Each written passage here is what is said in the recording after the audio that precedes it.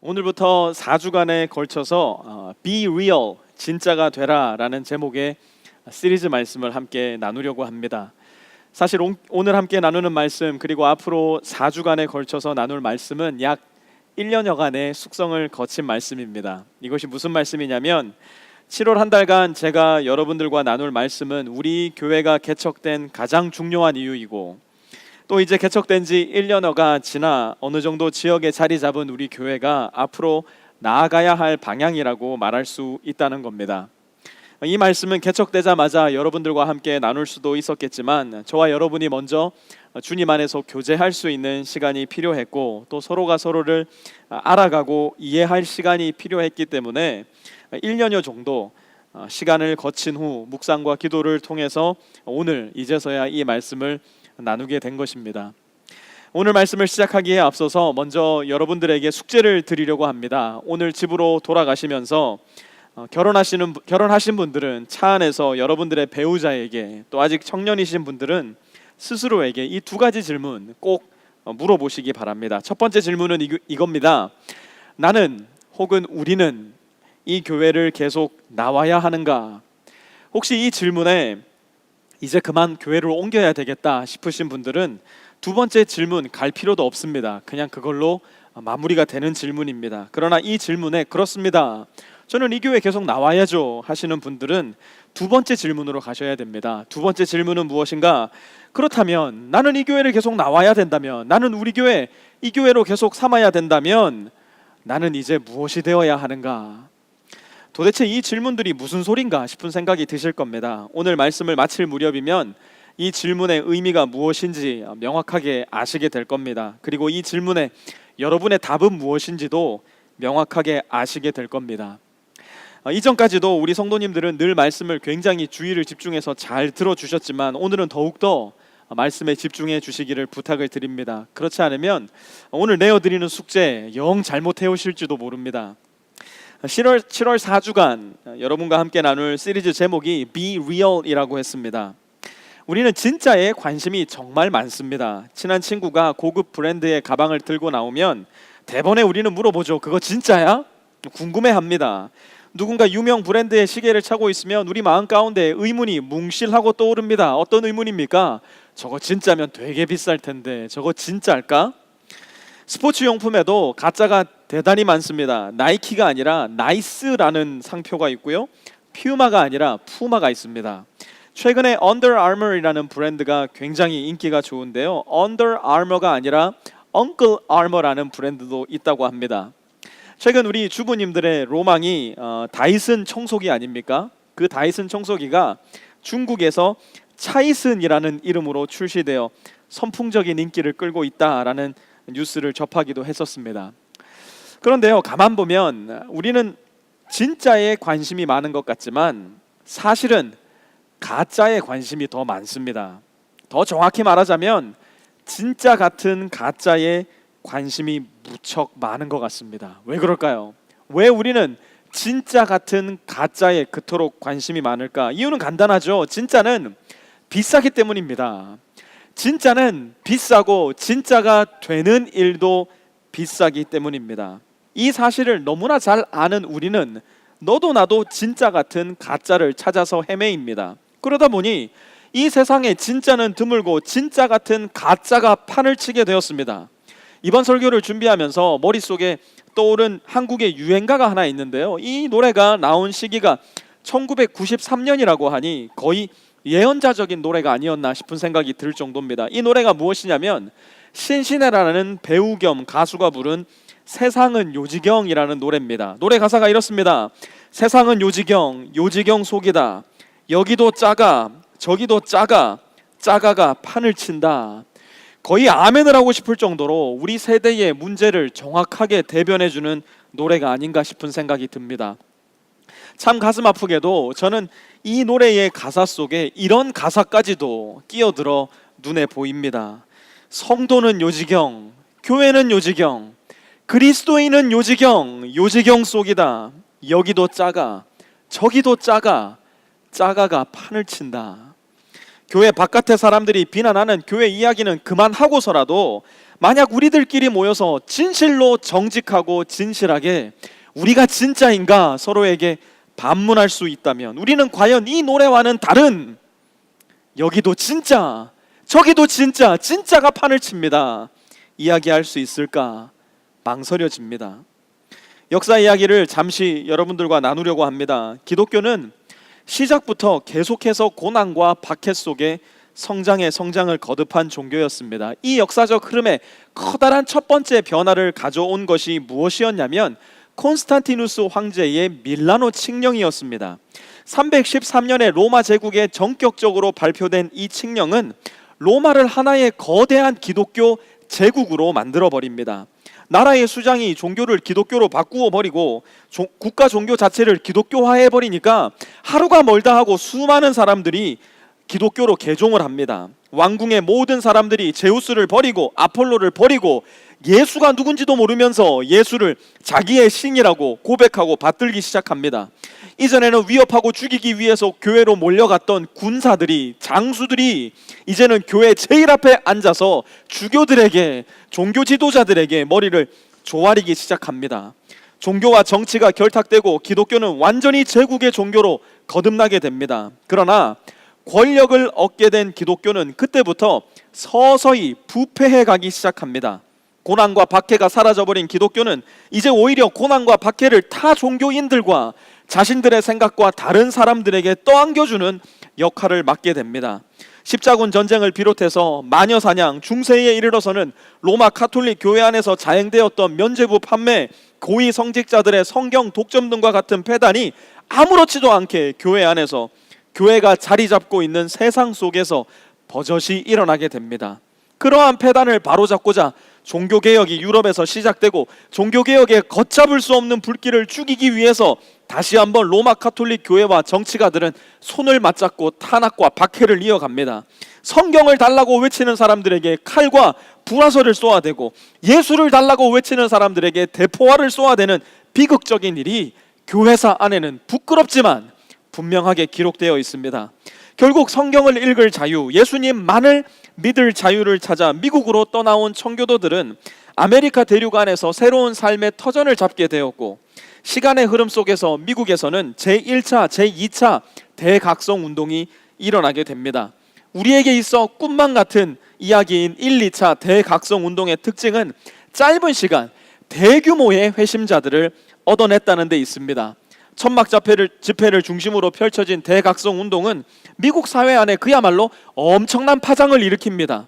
여기저기 학교와 병원이 들어서기 시작했고 미국에서 전 세계로 선교사들이 파송되어 나가기 시작했습니다. 이러한 영향 속에, 이러한 시대적 분위기 속에, 종교적 분위기 속에 대한민국에 들어왔던 선교사님들은 미국에서 있었던, 또한 영국에서 있었던 대각성 운동, 대부흥을 꿈꾸며 기도하며 선교를 하셨습니다. 그리고 우리 한국에서도 과연 그러한 대부흥의 운동의 불길은 계속해서 타오르게 되는데요.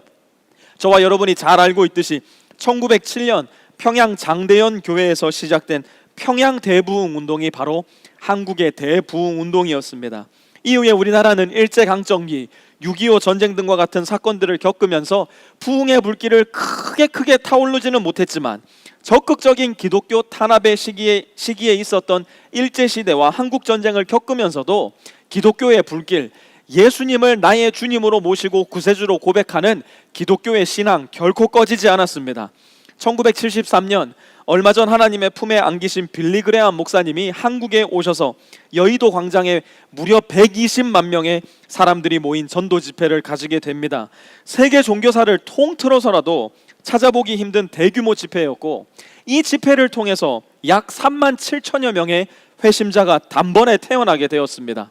그 이후 한국에서는 소위 복음주의 4인방이라고 불리는 지구촌 교회의 이동원 목사님, 사랑의 교회 옥하는 목사님, 온누리교회 하용조 목사님, 남서울교회 홍정길 목사님을 필두로 한국 교회의 부흥을 이끌어 나가게 됩니다. 한국 기독교의 성장은 그야말로 세계 기독교사의 기이한 행적으로 남을 정도로 짧은 시간 큰 성과를 거둔 역사적인 사건이었습니다. 그런데 여러분, 여기에는 우리가 한 가지 짚고 넘어가야 할 문제가 있습니다. 이 문제는 오늘 우리가 함께 나누는 말씀의 주제와 깊은 관련이 있는데요. 대규모 회심과 대규모 성장 속에서 우리는 진짜와 가짜를 가려내는 일에 너무 소홀해졌다는 사실입니다. 예수 믿으시겠습니까? 예수님을 당신 마음속에 구세주와 주님으로 받아들이시겠습니까? 예, 저는 그렇게 하겠습니다. 그럼 따라 하십시오. 나는 죄인입니다. 예수님, 나의 마음의 주인으로 와주십시오. 나의 구세주가 되어주십시오. 예수님의 이름으로 기도합니다. 아멘 해서 회심을 했는데, 회심 이후에 예수 믿게 된 사람의 삶이 어떤 모습이어야 되는지, 예수를 믿게 된 우리의 삶 가운데 일어나야 되는 일은 무엇인지 성경 말씀 속에 예수 믿은 자의 삶에 대해서는 진지하게 가르치지도 진지하게 배우지도 않았다는 사실입니다. 돌아가신 오카는 목사님은 2009년 12월 30일자 크리스찬이티 투데이 판에 실린 인터뷰에서 이렇게 말씀하셨습니다. 들어보십시오. 사랑의 교회를 좀 더 예수님의 제자다운 교회답게, 성도들을 좀 더 제대로 갖춰놓고 물러나 앉았으면 좋았을 텐데 하는 마음은 어쩔 수가 없습니다. 이렇게 많은 사람들이 제대로 깨어 있으면 한국 교회와 한국 사회를 뒤집어 놓고도 모자람이 없어야 하는데 그렇지를 못했습니다. 남서울교회의 홍정길 목사님은 CBS 크리스천 나우라는 TV 프로에 출연하셔서 이렇게 말씀하셨습니다. 들어보시기 바랍니다. 결론적으로 실패했구나 하는 생각이 듭니다. 제 목회 40년을 뒤돌아보고 제가 롤모델로 삼았던 미국 대형교회 목사들을 볼 때 예배당 크고 사람이 많이 모인 것 외에 교회가 세상과 뭐가 다르냔 말이죠. 그런데 제가 그 허상을 쫓아왔어요. 지금도 큰 것 그것뿐입니다. 목표가 잘못 설정되었어요. 그런 점에서 제 목회는 실패입니다. 속아서 여기까지 왔습니다. 우리는 모르고 여기까지 왔어요. 다음 세대는 속지 않았으면 좋겠습니다. 이 노 목사님은 도대체 무엇에 속으셨길래 모두가 성공적이라고 칭송했던 그의 목회를 단번에 실패라고 자평했으며, 도대체 무엇에 속았길래 다음 세대만큼은 내가 속았던 그것에 속지 마십시오 라고 이야기할 수밖에 없었을까요? 미국에 있는 하트포드 종교연구소에 따르면요, 6,000명 이상이 모이는 대형교회 숫자를 따져보면 미국이 141개로 압도적인 1위라고 합니다. 미국을 제외하면 한국이 38개로 2위를 잇는다고 하는데요, 단일 규모에서 가장 큰 교회, 세상에서 가장 큰 교회는 48만 명의 출석 성도가 있는 여의도 순복음교회이고요, 이 숫자는 아마 예수님이 다시 오실 때까지도 깨지기 힘든 숫자라고 이야기하기도 합니다. 우리는 전 세계에서 가장 큰 교회가 있는 우리 조국교회, 인구 대비 세계에서 6,000명 이상이 모이는 대형교회가 가장 많은 우리 조국 대한민국의 교회가 자랑스러우십니까? 우리 한국 사회는 이렇게 많은 대형교회가 북적북적거리고 있는 탓에 더 맛이 나고, 우리 한국 교회는 곳곳에서 부패를 방지하는 빛과 소금의 역할 잘 감당하고 있는 겁니까? 우리는 어쩌면 숫자적인 증가에 도취되어서 우리가 진짜인지 가짜인지 도무지 묻지 않는, 우리가 진짜인지 가짜인지 도무지 관심도 없는 그러한 분위기 속에 살아가고 있는지 모릅니다. 그 누구도 우리 신앙을 물어보지 않습니다. 그 누구도 우리 신앙을 의심하지도 않습니다. 그 누구도 우리 신앙을 점검해 주려고도 하지 않습니다. 그러니 여기도 작아 저기도 작아가 판을 치고 있는지도 모릅니다. 그렇게 짜가가 판을 치고 있음에도 불구하고 괜찮아 주일날 출석 성도만 줄어들지 않으면 괜찮아 주일날 헌금 들어오는 것만 변동 없으면 괜찮아 라는 위험한 착각 속에 빠져 있는지도 모르겠습니다. 어쩌면 그러한 괜찮아라는 생각들이 오늘날 우리 한국 교회가 그토록 한국 사회의 비난과 지탄을 받는, 한국에서 가장 신뢰하기 힘든 종교인 1위로 그리스도인을 꼽게 만든 원인이 된 것은 아닌지 모르겠습니다. 그렇기 때문에 우리는 더 늦기 전에 이제는 진지하게 진실되게 우리 스스로에게 물어야 합니다. 한국 교회, 한국 사회 이런 거대 담론을 물어보기 전에 먼저 내 자신을 잘 점검해 나가야 됩니다. 나는 진짜인가? 우리는 진짜인가? 내 가족은 진짜인가? 우리 교회는 진짜인가? 그리고 저에게도 물어봐 주셔야 됩니다. 우리 목사님은 진짜입니까? 내가 진짜인지 가짜인지, 우리가 진짜인지 가짜인지를 가려내려면 우리는 반드시 성경으로 돌아가 성경의 말씀을 기준으로 삼아 우리의 진위 여부를 가려내야 합니다. 성경 안에 등장하는 그리스도인은 누구였는지, 그들은 어떤 사람들이었는지, 그들의 삶은 어떤 모습이었는지, 그리스도인으로서 그들의 정체성은 무엇이었는지 우리는 묻고 답할 수 있어야 합니다. 오늘날 교회는 우리를 그리스도인이라고 부릅니다. 저도 여러분도 믿음에 관해서 우리의 정체성을 이야기할 때 그리스도인이라는 단어를 주로 사용합니다. 그런데 흥미로운 사실은 성경에서는 그리스도인이라는 단어가 등장하지 않는다는 사실입니다. 언제까지요? 교회 밖에 있는 사람들이 교회 안에 있는 사람들을 비꼬는 경멸의 의미로 그리스도인이라는 단어를 사용하기 전까지요. 사도행전 11장 26절 함께 봅니다. 제가 읽겠습니다. 그를 만나 안디옥으로 데려왔다. 두 사람은 1년 동안 줄곧 거기에 머물면서 교회에서 모임을 가지고 많은 사람을 가르쳤다. 제자들은 안디옥에서 처음으로 그리스도인이라고 불리었다. 그러니까 그리스도인이라는 말은 교회에서 만들어낸 기독교 용어가 아니었습니다. 오히려 우리가 예전에 무슨 쟁이라는 말로 어떤 특정한 직업의 사람들을 비하했던 것처럼 그것과 같이 교회 밖의 사람들이 예수쟁이, 그리스도쟁이라는 의미로 크리스찬이라는 이름을 붙였던 겁니다. 성경 전체에서 그리스도인 곧 크리스찬이라는 단어가 사용된 경우는 우리가 방금 살펴본 본문을 포함해서 총 3번밖에 되지가 않습니다. 그만큼 처음 기독교가 시작될 당시 예수님을 믿고 따르던 사람들은 그리스도인이라고 명칭되기보다는 다른 어떤 이름으로 불렸었는데요. 사도행전 11장 26절 한번 다시 봅니다. 제가 천천히 읽을 테니 우리가 지금 논의하고 있는 이 이야기가 어디로 흘러갈지를 한번 짐작해 보시기 바랍니다. 그를 만나 안디옥으로 데려왔다. 두 사람은 1년 동안 줄곧 거기에 머물면서 교회에서 모임을 가지고 많은 사람을 가르쳤다. 제자들은 안디옥에서 처음으로 그리스도인이라고 불리었다. 제자들은 안디옥에서 처음으로 그리스도인이라고 불리었다. 다시 한번 읽습니다. 제자들은 안디옥에서 처음으로 그리스도인이라고 불리었다. 그리스도인이라는 명칭이 생겨나기 전 교회에 모인 신자들은 제자라고 불리웠습니다. 교회 안에서 그들은 서로가 서로를 향해서 그리스도의 제자들이라고 불렀고, 교회 밖에서도 그들의 정체성을 그리스도의 제자들이라고 이해했습니다.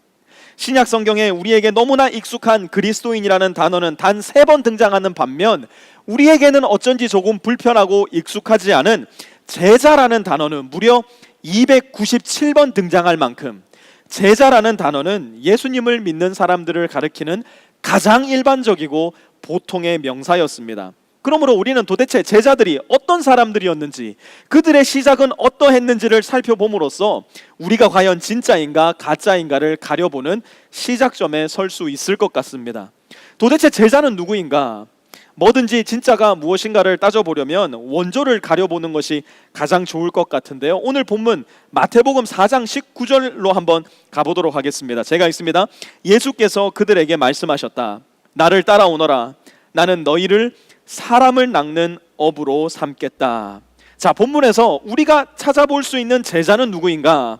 먼저는 예수님이 불러주시고 예수님이 만들어주시는 사람이 제자라는 사실을 알 수가 있습니다. 마태복음 4장 19절을 다시 한번 잘 보세요. 누가 그들에게 말씀하셨다고요?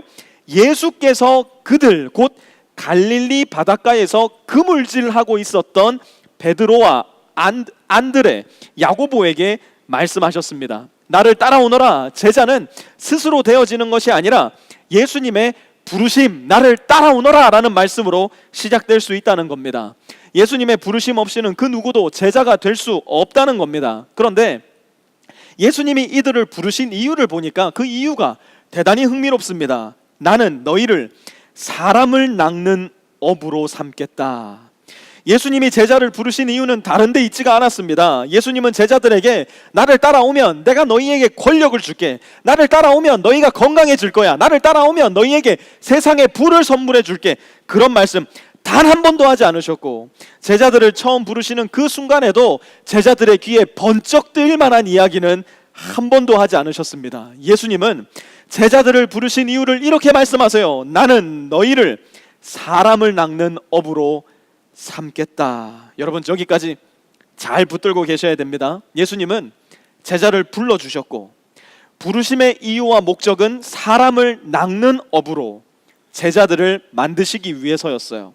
그리고 예수님은 예수님을 따르는 제자가 되기 위한 조건이 있다고 말씀하시는데 그 조건이 뭐냐? 마태복음 16장 24절입니다. 그때에 예수께서는 제자들에게 말씀하셨다. 누구든지 나를 따라오려거든 자기를 부인하고 제 십자가를 지고 나를 따라오너라. 이 말씀은 지금도 말이 안 되지만 그 당시에는 더 말이 안 되는 말이었습니다. 자기를 드러내고 자기를 더 강조해야, 자기를 더 높여 놓아야 겨우 잘 살아남을 수 있는 시대에 자기를 부인하라니요. 어떻게 해서든지 자기의 지식과 지위를 더 풍성하게 드러내어야지 사람들의 인정을 받아 성공할 수 있는 고대 이스라엘 사회 문화적 분위기 속에서 자기 자신을 부인하라니요. 더군다나 악질 범죄자들만 골라서 처형도구로 사용했다는 그 십자가를 짊어지고 예수님을 따르라니요. 제자들 입장에서는 도무지 이 말씀이 이해가 되지 않는 겁니다. 그러나 예수님의 말씀은 액면 그대로입니다. 그 안에 숨겨져 있는 의도가 있었던 것도 아니고 그 안에 우리가 신중하게 가려내어서 밝혀내야 될 워딩이 있었던 것도 아닙니다. 문자 그대로 예수님을 따르려면 내 자신을 부인해야 됩니다. 문자 그대로 예수님을 따르려면 내 십자가를 내가 짊어지고 예수님을 따라가야 됩니다. 그게 무슨 말일까요? 내가 내 인생의 왕이 아니라는 사실 인정해야 된다는 겁니다. 내가 내 인생의 주인이 아니라는 사실 인정해야 된다는 겁니다. 예수님이 나를 위해서 존재하시는 것이 아니라 내가 그리고 우리가 예수님을 위해 존재한다는 것을 분명하게 인정해야 한다는 겁니다. 예수님은 나를 위해서 나에게 이 세상에서 내가 누릴 수 있는 온갖 좋은 것들, 화목한 가정과 부유한 경제생활과 건강을 주시기 위해서 존재하시는 자동 판매기 같은 분이 아니라 예수님은 나에게 무슨 말씀을 하신지 간에 나는 그 말씀을 듣고 순종해야 할 왕으로서 이 세상에 존재한다는 것 우리는 인정해야 됩니다. 그것이 나를 부인하고 자기 십자가를 지고 예수님을 따른다는 뜻입니다. 신약 성경은 예수님을 믿는 사람을 집착스러우리 마치 제자라는 단어를 사용해 소개합니다. 교회의 시작을 알리는 사도행전은 마가의 다락방에서 있었던 성령 강림의 사건 이후 베드로의 복음 전파로 예루살렘에서만 하루아침에 3,000명의 신도가 생겨났다고 기록합니다. 그리고 그 신도라는 단어는 불과 며칠이 안 되어 제자라는 단어로 바뀝니다. 사도행전 6장 1절 한번 보세요. 이 시기에 제자들이 점점 불어났다. 6장 2절도 보면요. 그래서 12사도가 제자들을 모두 불러놓고 말하였다. 6장 7절요. 하나님의 말씀이 계속 퍼져나가서 예루살렘에 있는 제자들의 수가 부쩍 늘어나고. 자, 한번 잘 보시기 바랍니다. 반복해서 성경은 제자들이 점점 불어났다, 제자들의 수가 부쩍 늘어났다라고 기록합니다. 왜 굳이 성경은 교회의 부흥을 기록하면서 다른 많은 단어를 제쳐두고 제자라는 단어를 취사 선택하여 골라 사용하는 걸까요? 왜 성경은 그냥 일주일에 한 번 회당에 모여서 예수님의 말씀을 사도들을 통해서 듣고 그냥 평일날에는 자기들의 문화와 환경에 맞춰서 살아가는 사람들이 있었다라고 기록하지 않고 굳이 자기를 부인하고 자기 십자가를 지고 예수님을 따르던 사람들 곧 제자들이 점점 더 늘어났다라고 기록을 한 걸까요? 그 이유는 예수님의 명령에 있습니다. 마태복음 28장 19절에서 20절 함께 봅니다. 그러므로 너희는 가서 모든 민족을 제자로 삼아서 아버지와 아들과 성령의 이름으로 침례를 주고 내가 너희에게 명령한 모든 것을 그들에게 가르쳐 지키게 하여라. 보아라, 내가 세상 끝날까지 항상 너희와 함께 있을 것이다. 이 말씀은 예수님이 부활하신 후 예수님의 원조 제자들에게 하신 예수님의 마지막 말씀입니다. 너희는 가서 모든 민족을 제자로 삼아서 그리스도인으로도 아니고 썬데이 크리스찬으로도 아니고 무늬만 신자로 삼아라도 아니고 예수님은 분명하게 말씀하십니다. 모든 민족을 자기 자신을 부인하고 자기 십자가를 울러매고 나를 따르는 제자로 삼아서 그 다음에 보니까 아버지와 아들과 성령의 이름으로 침례를 주고 제자는 또 침례를 받아야 된대요. 딱 뭔 놈의 제자가 할 일이 그렇게 많습니까? 따져 묻고 싶을지 모르겠습니다. 아까 전에는 네 자신을 부인하고 십자가를 지고 따르라 그러더니 이번에는 침례까지 받으라 그러고 너무 복잡한 거 아닙니까? 따져 묻고 싶은 분들 분명히 있을 겁니다. 그러나 침례를 받는 것이 곧 내 자신을 부인하고 십자가를 지는 것을 의미합니다. 침례의 의미를 한번 잘 되뇌어 보시기 바랍니다. 침례는 곧 죽음을 의미합니다. 물속에 우리 몸이 잠기는 침례라는 의식은 이제 나는 죽고 물에서 올라와 다시 살 때에 예수님의 부활을 나의 부활로 받아들인다는 기독교의 가장 영광스럽고 가장 담대한 고백이자 의식입니다. 우리는 눈에 보이지 않는 삼위일체 하나님과 눈에 보이는 예수님의 제자들 앞에서 이 의식을 치루어냄으로써 역시 눈에 보이지 않는 삼위일체 하나님과 눈에 보이는 예수님의 다른 제자들 앞에 나 역시 예수님을 따르고 내 자신을 부인하는 제자가 되었다는 것을 선언하게 됩니다. 그리고 그 선언은 예수님이 말씀하신 모든 것을 내 삶 가운데 지킬 뿐 아니라 그 모든 것을 누군가에게 또다시 가르쳐 지키게 하는, 누군가를 제자 삼는 삶을 시작한다는 것을 의미합니다. 여러분 한번 상상해 보시기 바랍니다. 갑자기 우리 교회에 3,000명의 신도들이 생겨났다고 생각해 보십시오. 다음 주에 살펴보겠지만 실제로 예루살렘 교회 안에서 일어났던 일이었죠.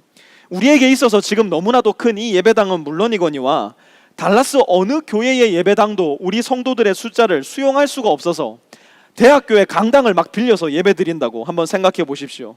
그 어떤 교회보다 모이는 크리스찬들의 숫자가 많다고 소문이 나서 각 신문사마다 경쟁적으로 취재를 나오고 달코라에서 방송이 나가고 달사람에서 막 알아서 광고를 해줘서 한 주 한 주 크리스찬의 숫자가 점점 더 불어난다고 생각해 보십시오. 얼마나 기쁘고 감사한 일이겠습니까? 얼마나 감격적인 일이겠습니까? 그런데 그러던 차에 그날에 이 일이 크리스찬으로 넘쳐나는 우리 교회에 일어났다고 생각해 봅시다. 그 일이 어떤 일이냐? 사도행전 8장 1절요. 그날에 예루살렘 교회에 큰 박해가 일어났다. 그래서 사도들 이외에는 모두 유대 지방과 사마리아 지방으로 흩어졌다. 이 말씀을 상상 속 우리 버전으로 한번 바꾸어 볼게요. 잘 들어보세요. 그날에 프리스코 세미안 교회에 큰 박해가 일어났다. 그래서 교역자들 이외에는 모두 맥키니 지방과 프라스퍼 지방과 캐롤톤 지방과 심지어 왁사하치 지방으로까지 흩어졌다. 이제 더 이상 모일 교회 건물이 없어요. 이제 더 이상 설교를 해줄 목사도 전도사도 이 교회에 없어요. 이제 정해진 예배 시간도 없어요. 모두가 여러분을 두 눈 시퍼렇게 뜨고 쫓고 있습니다. 자, 이제 여러분은 이 상황 속에 어떻게 하시겠어요? 이 두렵고 떨리는 상황 속에 여러분은 무엇을 하시겠습니까? 예루살렘에 있던 제자들은 모일 교회 건물이 없던 그때에, 더 이상 설교를 해줄 사도들이 남아있지 않던 그때에 이렇게 합니다. 사도행전 8장 4절요. 그런데 흩어진 사람들은 두루 돌아다니면서 말씀을 전하였다.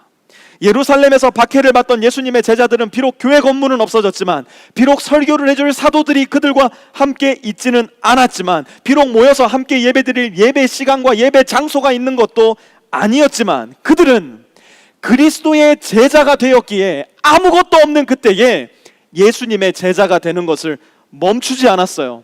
예수님께서 그들에게 가르쳐 분부하신 말씀, 너희는 가서 모든 족속으로 제자를 삼아 아버지와 아들과 성령의 이름으로 침례를 베풀고 내가 너희에게 분부하여 가르친 모든 것을 가르쳐 지키게 하라. 그 말씀에 순종하는 것을 멈추질 않았어요. 여러분, 한국 초대교회의 역사를 한번 가만히 살펴보십시오. 한국 교회는 박해와 고통으로 점철된 역사를 가지고 있었습니다. 일제 치하 시대에 수많은 예수님의 제자들이 일본의 천황에게, 그리고 그들이 믿었던 수없이 이름 없는 거짓 우상들에게 절하지 않는다는 이유로 죽임을 당하고 고문을 당하고 옥살이를 해야만 했습니다. 교회는 불타 없어졌고 신자들은 모두 뿔뿔이 흩어져 들로 산으로 숨어 들어갈 수밖에 없었습니다. 그들이 모였던 교회 건물은 비록 불타 없어졌지만 감사하게도 그들의 교회됨은 단 한 번도 불타 없어진 적이 없었습니다. 그들은 어디를 가든지 무엇을 하든지 예수 그리스도의 복음을 그들의 삶과 함께 가지고 갔고, 누구를 만나든지 예수님의 말씀을 가르쳐 지켜내는 일을 멈추지 않았습니다.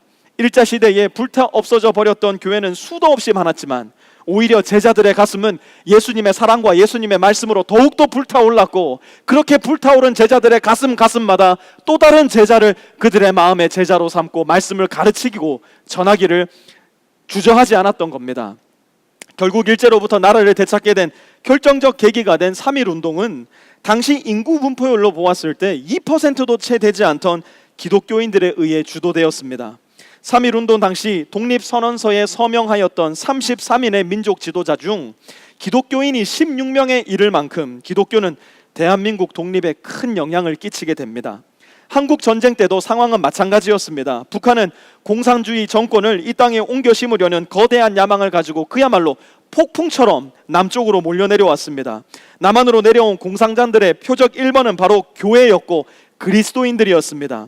종교는 인민의 아편이다라는 칼 막스의 가르침을 종교적으로 믿어버린 북한은 유독 기독교에 대해서만 더 강력한 탄압을 행사하였고, 이로 인해 한국 교회는 그야말로 처참하게 유린당할 수밖에 없었습니다.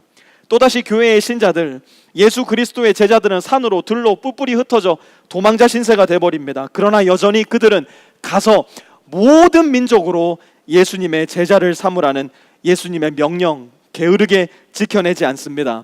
북한 사람들을 두려워하지도 않았습니다. 그들은 어디를 가든지 담대하게 복음을 살아내고 전하고, 복음을 전하는 데서 그쳤던 것이 아니라 그들을 예수님의 제자로 삼아 예수님의 말씀대로 자기를 부인하고 자기 십자가를 지고 예수님을 따르게 하는 일을 멈추지 않았던 겁니다.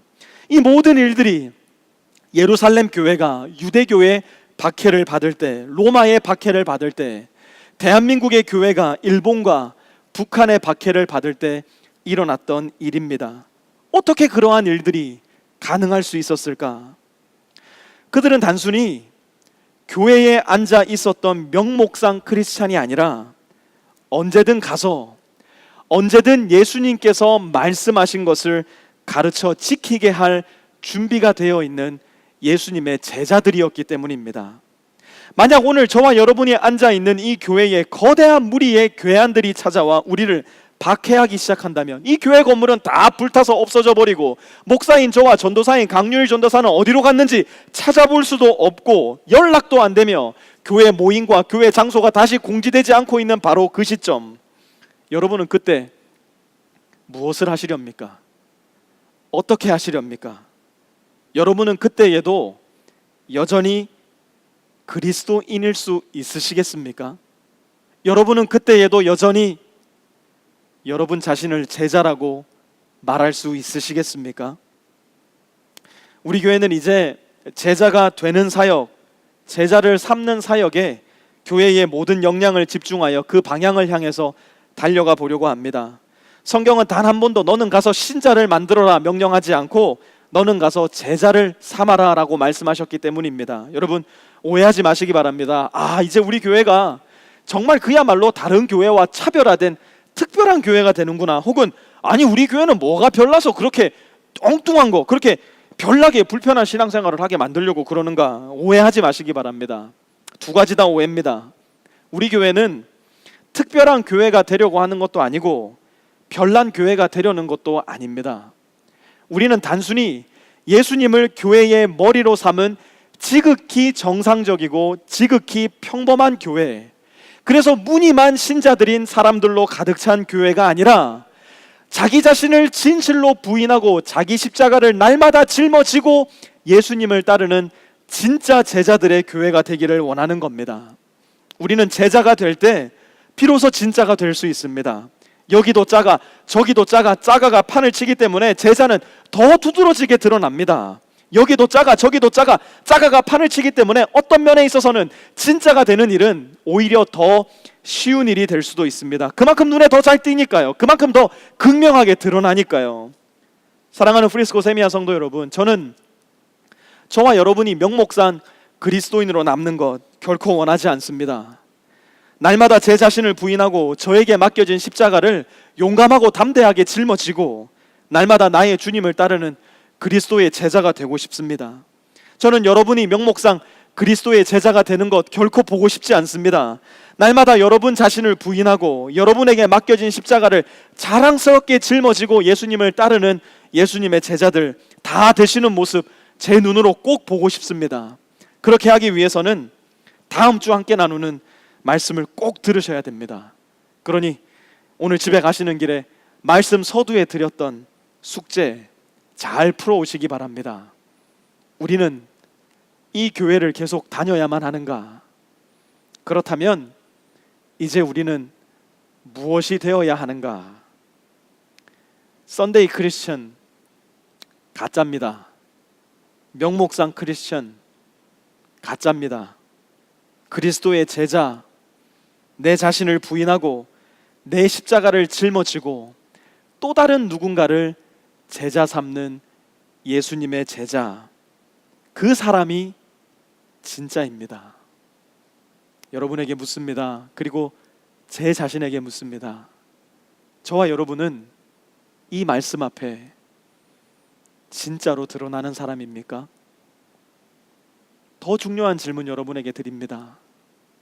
오늘의 말씀 앞에 저와 여러분의 마음 가운데 있는 소망, 저와 여러분은 진짜 예수님의 제자가 되고 싶습니까? 우리 함께 기도하겠습니다.